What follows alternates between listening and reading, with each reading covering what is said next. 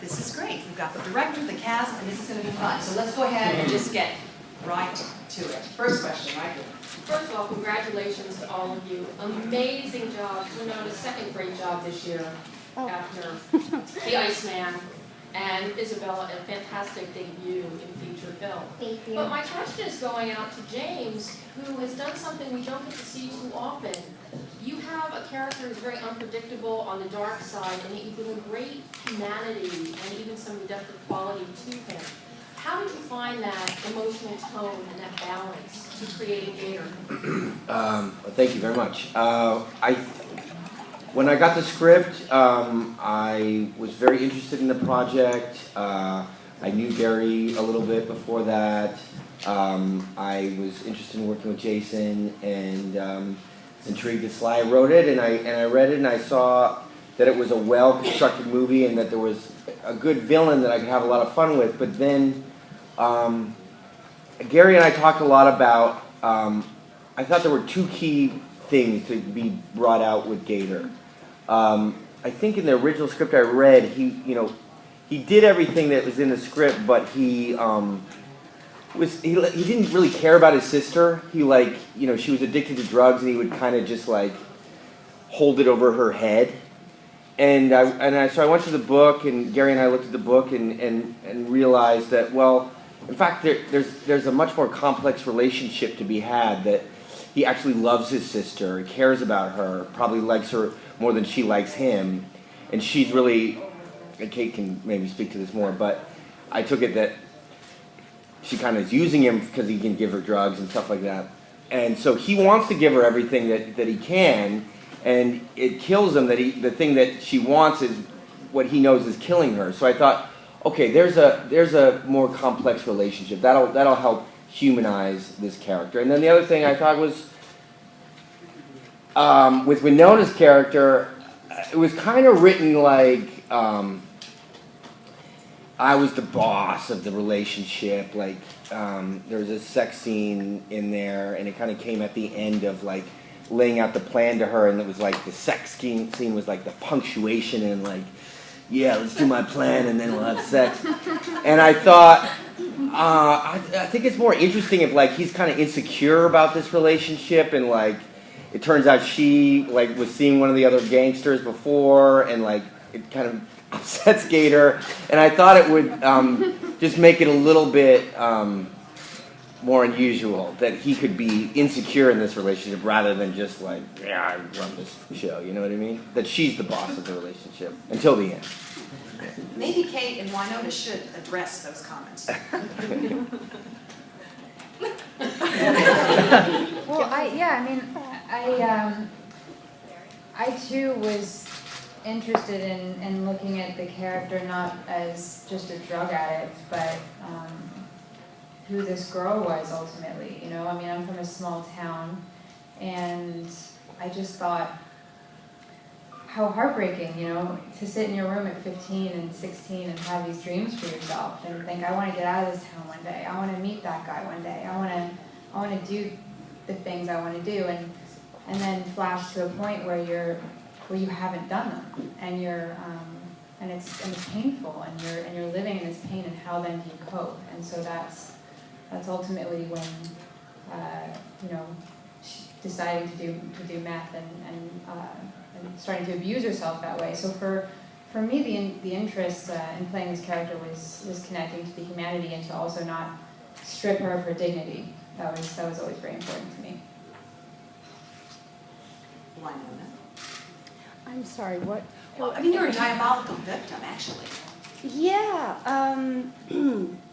I thought what was sort of interesting, or very interesting, was the fact that she was actually not doing meth. She had done it, but she was part of this operation that was dealing it. And to me, that is as diabolical as you can get, because she knows what happens to it. It happened to her. She knows how bad it gets. She knows it destroys lives, and she's sober, and she's enabling and getting people. So yeah, but of course that comes from damage and severe pain. And I think the stuff that she probably went through, Gary and I talked a lot about, like, sort of the backstory and a lot about what these women had to kind of go through to get into these biker gangs, which is pretty horrific, actually, and very degrading. You can't do something like that and not be a incredibly damaged person, you know. And there's a great quote, Josephine Hart, damaged people are the most complicated, because they know how to survive. There's some great quote that, and I thought that was kind of very interesting to play someone very, very damaged. And but I do think her relationship with Gator, which is interesting, that because I loved what James brought. I loved that whole idea that he brought. But I think she's on the other end of it, kind of waiting for him to call, you know, waiting to get brought in, you know. But I did love that he sort of brought in that whole dynamic of that you know, I'm the boss of you, man. You ain't the boss of me. No, I'm not. But, Okay, right. Hi, my question is for Jason. Jason, you usually have played alongside, you know, the sexy females and all of that. How was it playing alongside someone younger as a father playing that? And also, what was the difference for you? You acted alongside Sylvester Stallone, but this time he was kind of behind the scenes and kind of speaking to you from the background. So how was that? What was the first part? What was it like acting with being a daughter. father, Right. acting alongside cuddly, the cutest cuddly father. co-star you ever had? Exactly. She taught me everything I know. She's so bossy. You would never know, right? Get off the horse, Super get back on the horse. It's like, I've got the whip marks. Anyway, I eventually came around. Yeah, we had a great time. It's something quite sweet when you actually get good chemistry with somebody. And I think we got very lucky, right? yeah, we did. As for Sly, I mean, I have worked with him, I've done 3 films with him, so I've got this ever-present voice. Yeah, Jason, make sure you do this fucking properly. You know, he's always there putting the fear of God in me. But I think he's such a prolific writer, and I think it's easy to forget how many films he's actually written. He really does care. He writes with a lot of heart, and instead of just concentrating on a couple of characters, he fills the whole story with great roles. And I think he does it very, very well. For Kate Bosworth, it really was a terrific, lean performance, and I was wondering if you could discuss a little bit your physical transformation and what it entailed. Very little sleep.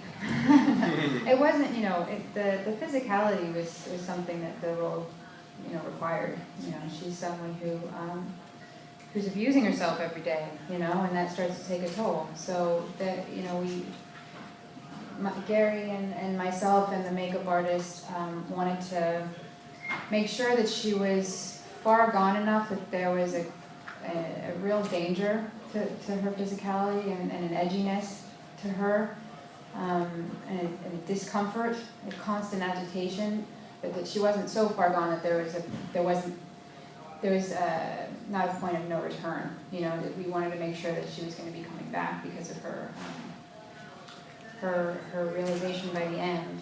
So it was just figuring out the kind of volume for her look. Clearly meth is a very destructive substance, and it shows physically very quickly, and it's a quick demise.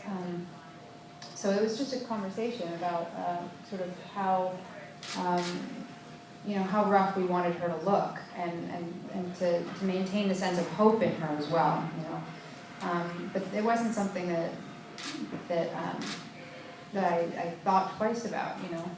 It was something that was required. To add one thing, I think it's amazing that Kate never judges this character. And I think that this easily could have been a caricature, but I think what makes it a character is that Kate never once judged her to be a bad person. I think that probably my thing was that probably Cassie peaked in high school when she was 18, and now she's pushing 30. She's got this kid and this husband that owns a junkyard. So I think that the idea of like, with no silver lining ahead, with no hope ahead, what do you become? How do you self-medicate? So I think that's why I think the one character with an arc in this movie really is Kate's character. She's got the one whole arc. Hi, for the actors, how was it to see Jason in action? In action. What, the bedroom or? They weren't invited.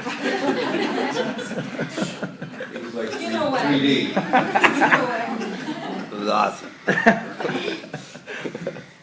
Well, it's impressive, you know, I mean, because you've had so much experience in the physicality, and I do think there's an inherent athletic approach to the process of filmmaking, you know, I mean, it's, you know, we're all kind of in the trenches together and figuring it out, and just the way that, you know, you approached the character and the athletic process that you took to that was impressive to me, and he's a real leader, you know, there's a joy to him and an optimism that's very important. Oh, thank you. Isabella, you can answer that, can't you?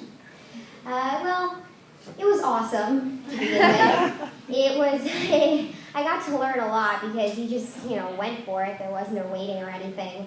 I think that because he has the physical endurance of a professional, it's a lot to learn from because he's done it for a while. I'm not saying you're old or anything. Funny, Yeah. it sounded a bit that way. No. Yeah. This question is for Gary. I wonder if you could talk a little bit about the contributions of your creative team. It's a beautiful location that you shot in, and also the score by Mark Isham. Mark Isham. Isham. Thank goodness. I mean, really, I got to give huge credit to Greg Berry, our designer, who's not here. He's in Vancouver. And Theo Van de Sande, who I think Theo's big sin is he's so eclectic as a DP. He shot Wayne's World, he shot Adam Sandler movies. I think people don't realize that he can shoot pretty much anything. I worked with Theo a few times doing TV pilots, and he's amazing. He's also very fast, which is very important. Any movie these days, you got to shoot fast. So I think that the combination of Greg Berry's design, I think Theo's work, and I think frankly, like even the costumes, I think everybody worked together to give it a level of authenticity. I think a film I really admired was Winter's Bone last year. I think that felt like it was like one notch away from being a documentary. And my thought was to get a film that felt like it wasn't, again, a cartoon or caricature, but really felt like it was a real place. In fact, by the way, the barn, Gator's Barn, which is an amazing set, that was built from nothing. It wasn't there. It wasn't some location. In fact, when Jason walked in the first day of shooting, he said, "How long has this been here?" I said, "A week." 2 weeks. I mean, literally, it's an astonishing collaboration between, I think, designer and DP. I think the film is beautiful. And location work, I think that, for me as a director, finding locations, rather than looking for like what's in my head, the thing is look around, see what's out there. And see, like you see a plantation or a farm, you see, a stable, you say, this could be amazing. In fact, in the script originally, it's written to be that the bad guys arrived by car. And then once we were scouting places like Slidell and Ponchatoula and Manchac, these places look amazing with bayou, we thought they should come by boat. So for me, the locations kind of inform how you shoot the movie. And Mark Isham, the music. Oh, sorry, Mark Isham. I worked with Mark actually since Kiss the Girl, since 1997. And the great thing about Mark, like most of my crew, like Greg and Theo, we don't talk that much. Instead of a lot of trusting their taste and their point of view. So with Mark, my thing was to bring some indigenous sounds to the table, like sultry, fiddle. Those ideas are part of the music landscape. So it's kind of acknowledging the region without sort of like sounding like it's a cartoon or pandering. But yeah, I think Mark's in a lot of scores, and he has an amazing range. He did my last movie, The Express, which is a very dynamic, bombastic sort of period film. This is a much more intimate thriller. But Mark's amazing. I think he's one of the great composers. For Right, let's go. Well, my question is for James. As well as being an actor, you're also known for being a great teacher. And I was wondering if you carry that over onto the set, and if your co-stars learned anything from you. Yeah, I taught Isabella a lot. Yes, you did. What did I teach you?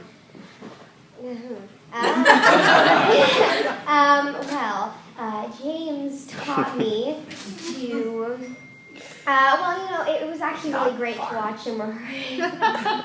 It was also really great to watch him rehearse because he went all out, and I didn't have to worry about him not giving me his all, and it was great to watch him work.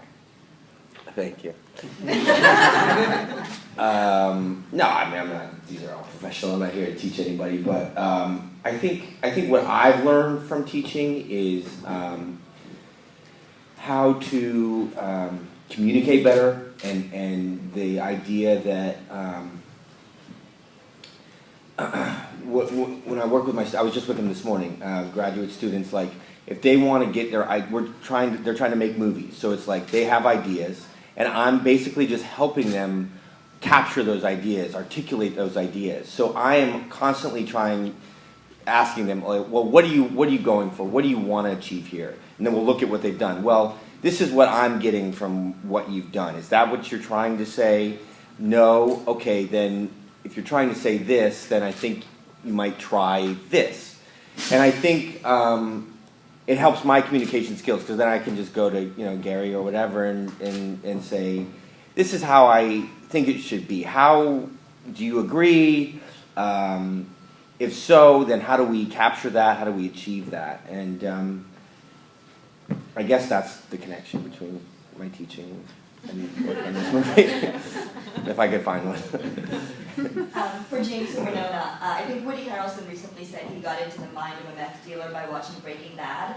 Was there anything you two sort of could draw upon and then working together? Any fun anecdotes behind the scene? Go ahead. We've done a lot of meth. We've done a lot of meth. So. We don't need that Breaking Bad. I'm like really excited for Breaking Bad because I'm sort of saving it because I'm still it's really on good. The Wire. Like I'm still watching that for like the gazillionth time.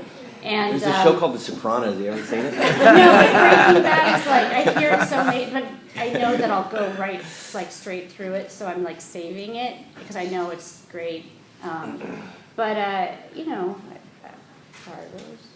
How did we prepare? How did you prepare for? That wasn't.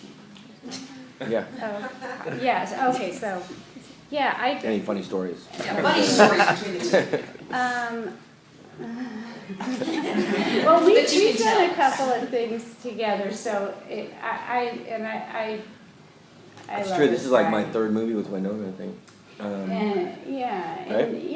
And it's great because he genuinely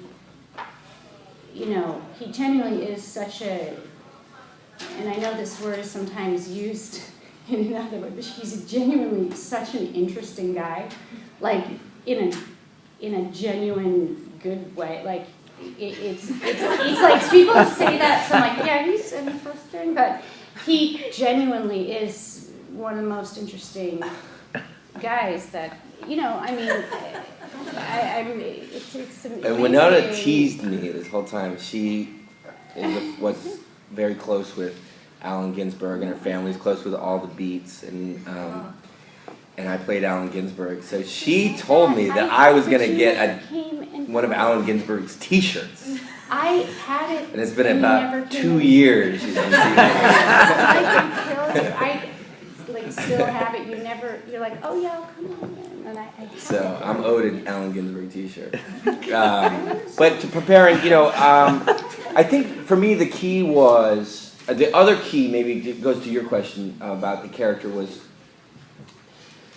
that I think it just helps serve the movie if he's not just a bad guy that's there as a device. That he is somebody that does bad things, and you don't condone his actions, but you can understand why he's doing it. And so what that meant to me was, well, I think maybe he shouldn't do the meth. That this is a business. He sees it as a business. And so when he goes after Jason's character, yeah, maybe he has a little fun with the torture of it, but it's more that he sees this guy is just a key to helping his business, to helping him achieve his dream, of the same dream that Kate's character has, getting out of this town, just making something of himself, which is something that we all do. Whatever our business is, we want to succeed, we want to achieve. And so we can all understand that side of it. Where he crosses the line that hopefully none of us cross is, well, okay, I'll hurt somebody else in order to achieve my dream. So we don't go with him there, but it's like you can understand the human motivation behind what he's doing. And so that's why I thought, like, well, the meth is just his way. It's just what he found. It's the way that he thinks he can get out of this wicked little town. And so I didn't need to really know like what it was, to do meth or anything like that. We just had, police consultants on there to tell us how the meth lab should look and what kind of things I should be pulling and whatever. And that was it. I just watched Kate's the one who had to kind of do that kind of hardcore research. Yeah, I just watched about 100 episodes of Cops,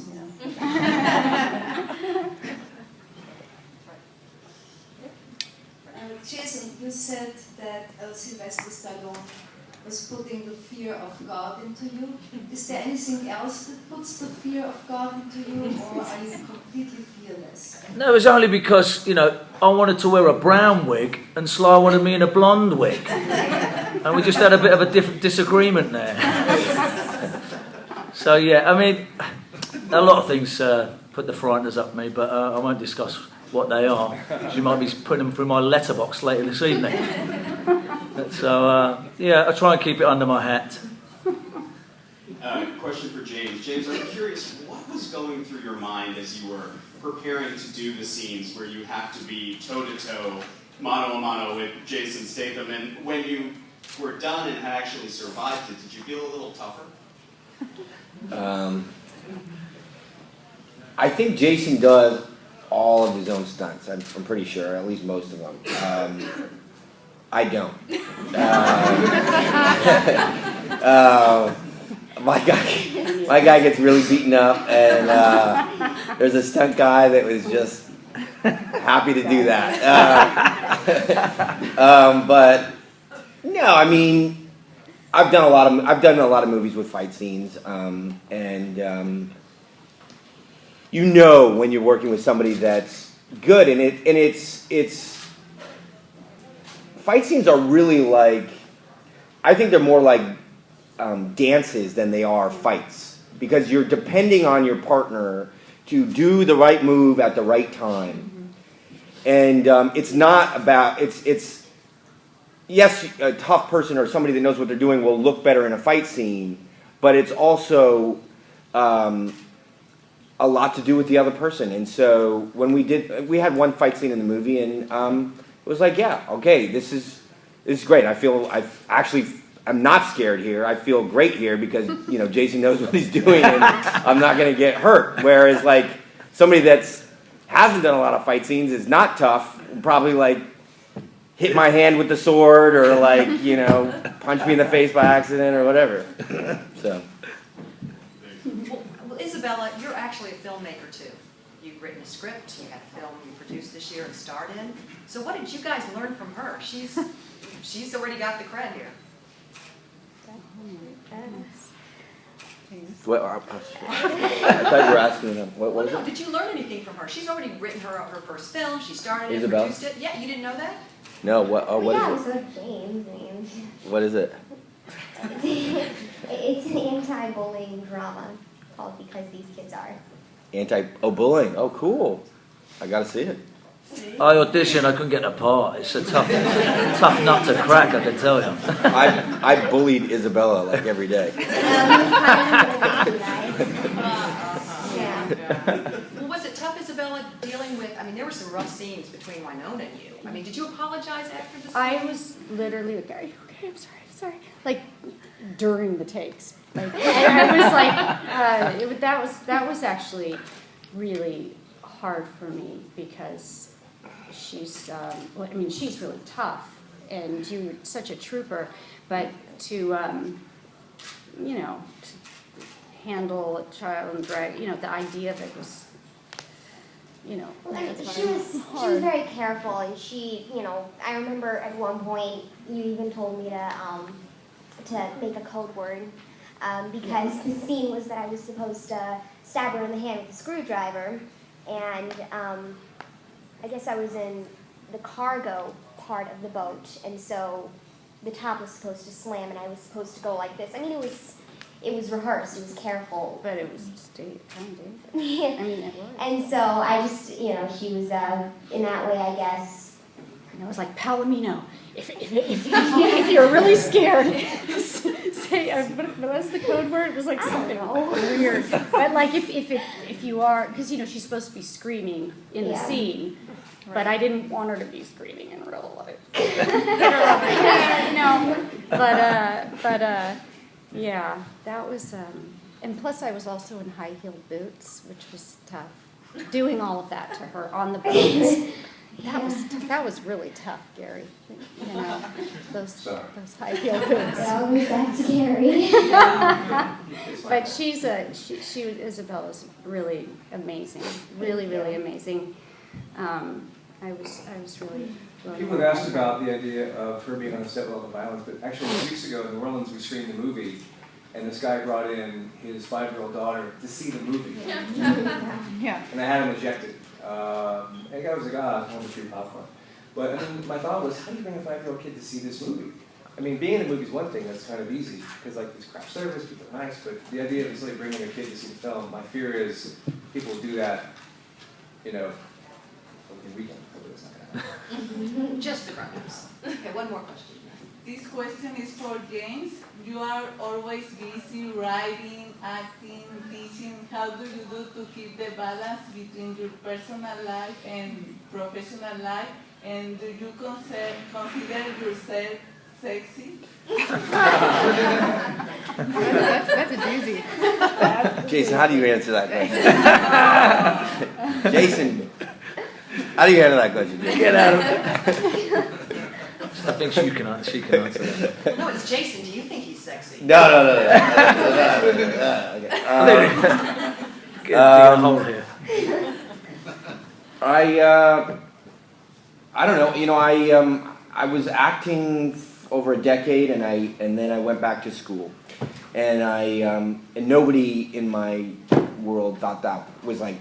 They thought, okay, if it makes you happy, but nobody thought it was like a great idea. Like, oh, but that means you can't work as much, and like, you know, and you're gonna learn, get an English degree. What is that gonna do? You already have a career. Like, why are you doing that? Nobody was like that excited about it, but it was very important to me, and so I had to fight for that. I had to fight to carve that out and make that part of my life. And now it's part of my life. I teach here in LA one day a week, and I'm doing a movie in Vancouver, and it's just kind of part of the thing now. I'm very fortunate that I can arrange things that way, that I get to do everything. Now sometimes things conflict, I can't do something at a certain time, but more or less I get to do both, and it's very satisfying. You know,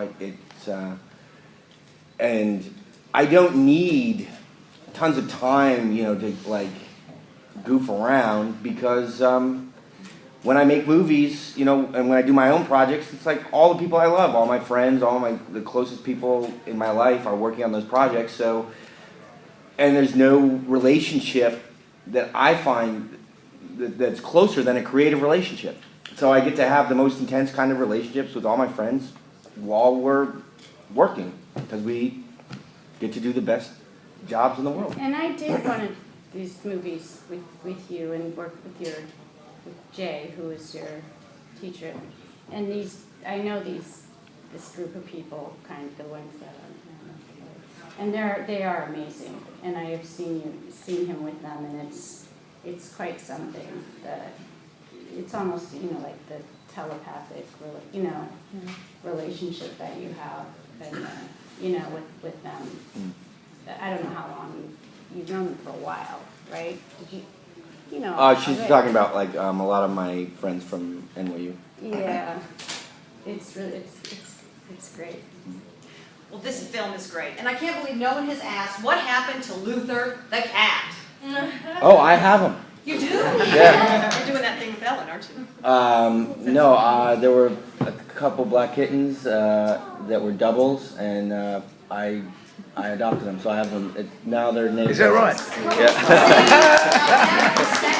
Max and Lux are the sisters. Okay. Well, let's see, everything has a happy ending. You all, thank you so much. Homefront a week from Wednesday to next week for Thanksgiving. You all are excused. You're great. Thank you so much. And if you'll just let them go, they have tons of presents, don't they still do? So, you're Thank you. excused. Thank you. Thank you.